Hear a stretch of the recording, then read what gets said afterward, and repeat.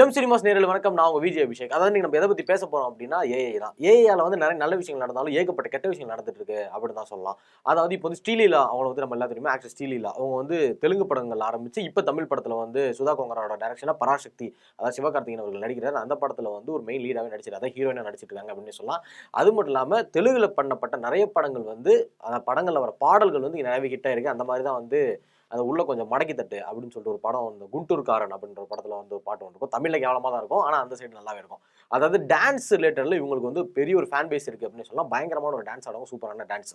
இப்போ வந்து புஷ்பா 2 படத்துல கூட கூட சப்புன்னு அறை வேண்டா அப்படின்ற கிஸ்கா பாட்டுல கூட அவங்க டான்ஸ் ஆடிருப்பாங்க.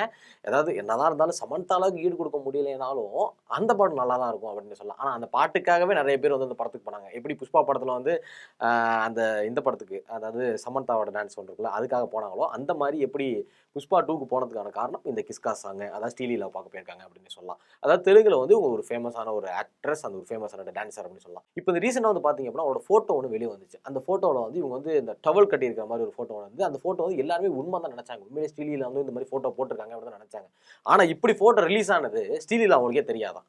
என்னடா சொல்கிறேன் அவங்க ஃபோட்டோ தான் ரிலீஸ் ஆயிருக்கு எப்படி அவங்களுக்கு தெரியாம இருக்கும் அப்படின்னு பார்த்தா அப்பதான் அது வந்து ஒரு மிகப்பெரிய ஒரு டெக்னாலஜி அப்படின்றது தெரியுது. அதாவது ஏஐ ஆர்டிஃபிஷியல் இன்டெலிஜென்ஸ். அதாவது ஏஐ இப்ப நம்ம சோசியல் மீடியால பார்க்குற எல்லா விஷயமும் உண்மையா இருக்குமா அப்படின்னு கேட்டா இல்ல. அது முன்னாடிலாம் வந்து ஒரு தத்துவம் ஒண்ணு சொல்லுவாங்க. கண்ணால் பார்ப்பதும் போய் காதால் கேட்பதுமே தீர விசாரிப்பதே மெய் அப்படின்ற மாரி, இப்ப வந்து நம்ம வீடியோ வீடியோ பார்த்தாலோ, ஃபோட்டோ பார்த்தாலோ எதுவுமே நம்பக்கூடாதுன்னு தான் நினைக்கிறேன். ஏன் அப்படின்னா அந்த அளவுக்கு வந்து ஏஐ டெக்னாலஜி உள்ள வந்துருச்சு.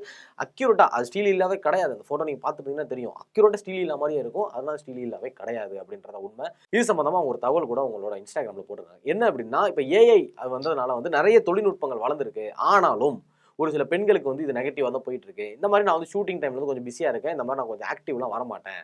ஆனா, திடீர்னு வந்து பார்த்தப்ப தான் தெரியுது, என்னைய பத்தி தவறா போட்டிருக்காங்க. அதாவது அந்த ஃபோட்டோ நானே கிடையாது. ஆனா, என்னன்னு நெனச்சு அவங்க ஏஐ மாரி ரெடி பண்ணி போட்டிருக்காங்க. அது அக்யூரேட்டா ரியலாவே இருக்கு. அது நான் கிடையாது. இந்த மாரி விஷயத்துக்கெல்லாம் வந்து மக்கள் யாருமே வந்து சப்போர்ட் பண்ணாதீங்க. இத யாருமே ஷேர் பண்ணாதீங்க. ஏன்னா, இப்போ வந்து